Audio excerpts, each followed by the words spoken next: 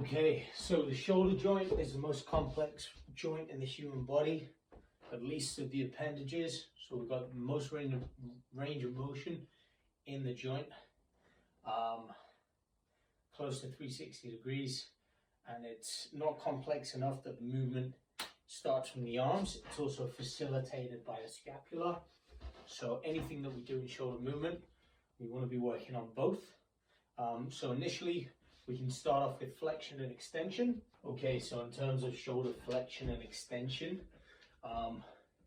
we want to flex the shoulder, palms facing in towards the window here, all the way up. So by turning the palm in, it gives us a bit more range of motion to try and get the bicep past the ear if we can. And then on the way down, what I want you to do is turn the elbow out. So we want to turn the elbow out, palm facing back, come up. So again, we try not to compensate here with the shoulders, trying to keep the chest forward, up, down, rotating on the way up and down. So we rotate out on the way down, in on the way up.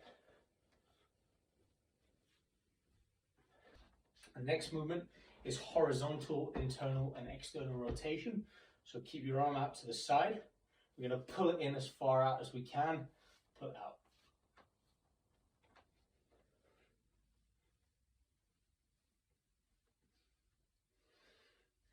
After that, we're going to do abduction and adduction. So essentially, moving the shoulder up, away, and back down.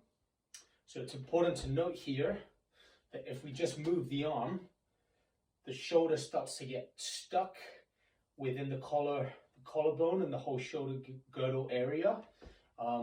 So this is just a part of normal restriction of movement, but also if we move the scapula with it, so if we essentially roll the scapula up the thorax, up the chest, we can get a bit more range of motion and protect those ligaments and tendons within the shoulder joint from getting crushed by the arm. So we want to be thinking about moving the arm up, but also pulling the scapula away, upwards and away, almost like a rotation upwards.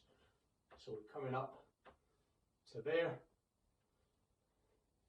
If you feel like this is a bit uncomfortable at the start and things are cracking and popping, go slow and just think about pulling that movement in.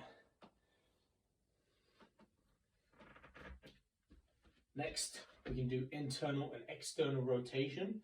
So with all of these, and especially with this, it's important to try and lead the movement from the shoulder rather than from the hand. So really think about turning the shoulder rather than anything else. We can go trying to point the palms behind us and then point the palms up to the ceiling or further back if you can. Just rolling the shoulder onto itself. And then lastly, we're going to do scapular rotation. So essentially we can go hands on hips or hands on the thighs, just let them hang. We're going to essentially roll the scapula onto the rib cage, squeeze together and back up. And we can also reverse it. And we should reverse it, so work both ways.